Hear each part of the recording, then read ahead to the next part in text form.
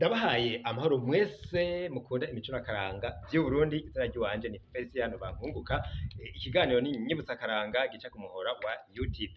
Egome, uno musi rero ndaje ndabaganirire kuvyo nanditse.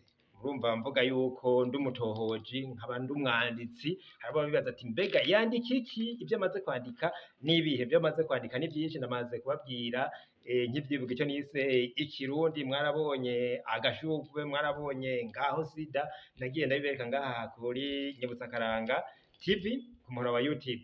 None ubu naho rero ndaje ndabereke ico nise Uburundi buzokira.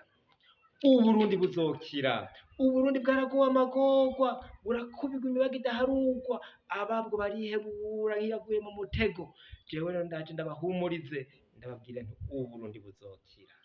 Nuko rero agace nako ni gatoyi, ndakubwira abarundi yuko Uburundi buzokira, ntibagire ubwoba ngo ibitoro vyabuze, ngo ibi vyabaye ibiki. Twerekane ko imbere ari heza, igihugu cacu kizotekana, kigira amahoro, vyose bigende neza, kibe igihugu c'amata n'ubukungu nkuko twamye tuvyirata.